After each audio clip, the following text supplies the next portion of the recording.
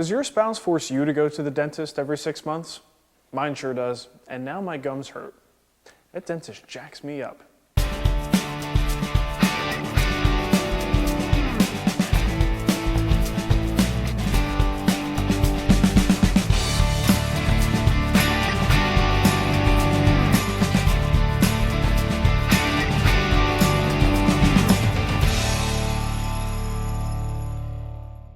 Welcome to part 3 of our end table project. Today we're actually at a really big step. We're going to be gluing some stuff together, so let's take a look here. All right, now all of my leg blanks are paired with a specific stretcher, and they're numbered so that I can't forget them. Now all we need to do is add a little bit of glue to the joint, push it all the way down, make sure everything is lined up perfectly, and let these guys dry overnight.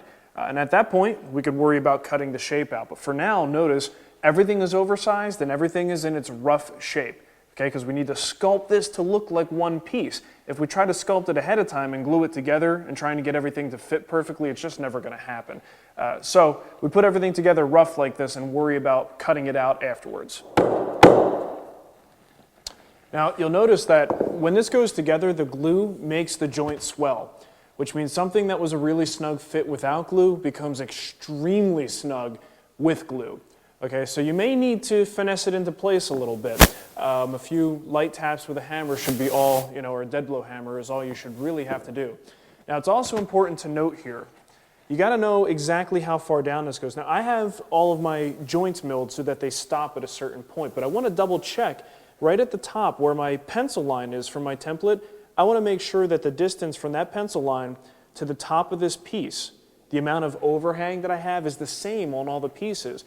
And that means that it'll register the same in the centerpiece as well.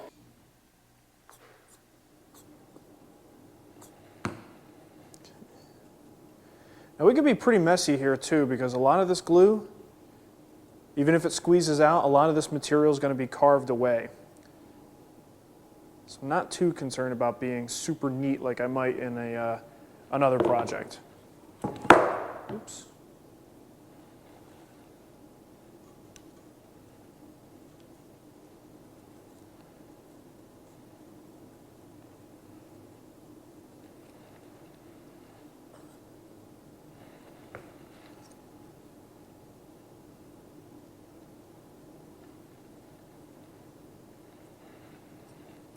All right.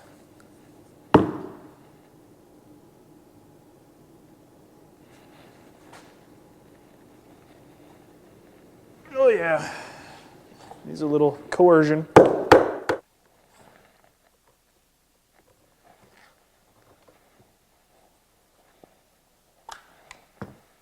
Okay, that looks good.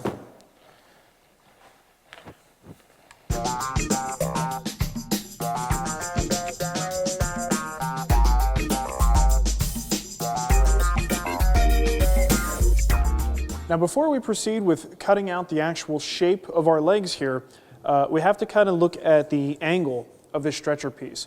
Now if you look at our template, I didn't really account for that at the time. I was really focused on the shape of this leg. So the angle on the template is not exactly the same as what we have on our work pieces, okay? So what I decided to do was take one of my workpiece blanks, put it down on a sheet of 1/4 inch Baltic birch ply, and I wanted to make a new template, one that allows me to work out this aspect, this detail of this piece. Okay, so I laid this down, traced around so I could see what do I have to work with, and then I literally, at that point, went back to this guy, traced on the curve of the leg, and then redrew by hand and decided what was the angle that I'm going for, how much curvature do I want in here, just to make this look as good as it can. So this is what I came up with. The leg itself, exactly the same. Okay, but you could see how different the angle of attack is and the curvature. This is now the way I want it to look.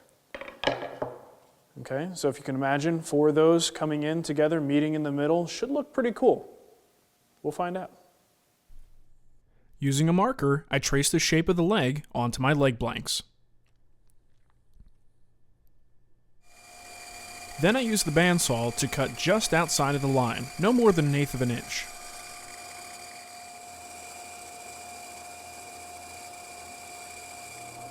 Now if you happen to have a really wide blade that can't handle those curves, you can always try this method.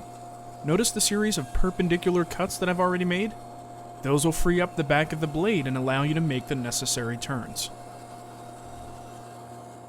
Okay, now we're going to take our template and we're going to use some double stick tape to attach it to the leg, the roughed out leg, and take it over to the router table and use the flush trim bit to clean up all the excess material. When it's all said and done, we should be left with a leg that has this exact shape and profile. I use double stick tape to attach the template.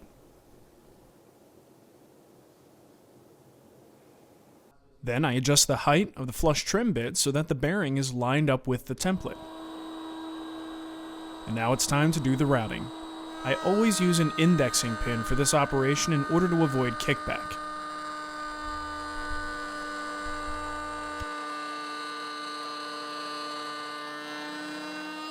Now that we're done with the routing, it's time to remove the template. I like to use a putty knife for this because sometimes this stuff gets really, really sticky. It does exactly what we want it to. It holds it on there. Just pry it up. Now, I did want to bring your attention to something very, very important. I didn't really have the luxury of showing this to you while I was routing the pieces because, to tell you the truth, I was so focused on that job that I was very nervous about, worrying about the camera at the same time. What I want to bring your attention to is the grain. Okay, a lot of times you'll see these things done on shows and stuff, and they do exactly what I did. They show you 2 or 3 passes, and it looks like it's easy. You take it home, you try it at home, and you have disastrous results when your router bit hits an area and a whole chunk of wood comes off because you went against the grain. So I want to really go over that in some detail over at the router and show you exactly what you need to look for and exactly how you can prevent that from becoming a disaster. Now we're at the router table, and this is a good time for me to show you some really close-up details on what you need to be concerned with here. All this grain direction change, that really can be dangerous, very, very dangerous. So let's look at the router table, and I can show you some of the techniques and some of the tools that you're going to need to do this safely. First of all, we've got a nice long router bit with a bearing at the top. Okay, it's very important that you keep your eye on the location of that bearing when you've got your template on here.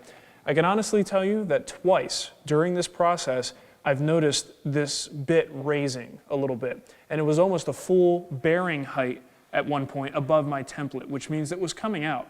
And what do you think is going to happen when it comes all the way out?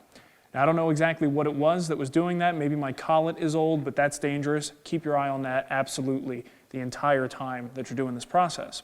If that happens, obviously crank down, tighten it down even more.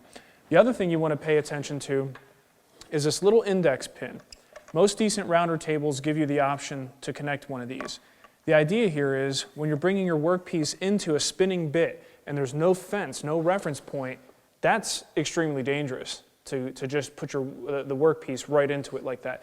But if you pivot off of something that is stable and stationary like this, you've now got a lot of control over that and it won't pull the piece and run with it. Now, even with all of this in place, you still have to be very careful about grain direction. Okay, now let me point out a few danger zones on this particular piece. Okay, if the grain is running vertical in the leg, horizontal here, that's really going to make things tricky for us. As we're coming around, I start in this area and I work my way around the bit. And the other thing is paddles. I'm using these all the time because I don't want my fingers anywhere near that bit. Okay, so I'm coming around and I rotate in. Now we're moving along, everything's happy, uh-oh, uh-oh, uh-oh. Okay, right here, the grain is going, I hope this shows up enough, but the grain is going in this direction. That means as the bit is spinning, it will want to pull out full chunks of material right there. That's bad news, okay? The other danger zones as we go around, there's probably 3 or 4 of them here, okay?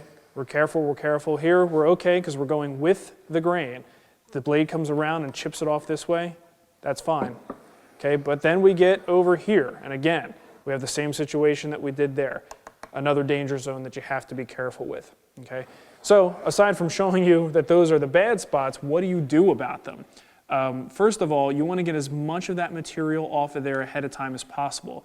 So what I did was I ran over to the oscillating spindle sander and I worked that zone for a few minutes just to make sure that I got it as close to the template as possible without touching it. So that way when I come here, I've got maybe a 1/16 of an inch of material to remove, and that's it. Okay, that's the safest way to go about it. Hit all those danger zones, and you're gonna find the whole thing goes a lot easier. Now, a lot of you guys have been writing in and saying that we're not seeing enough Nicole. Now, the girl works a real job, so it's a little bit hard for me to get her in here all the time, but occasionally we do have the luxury of having her hang around. So I think it's time to take a well-deserved Nicole break.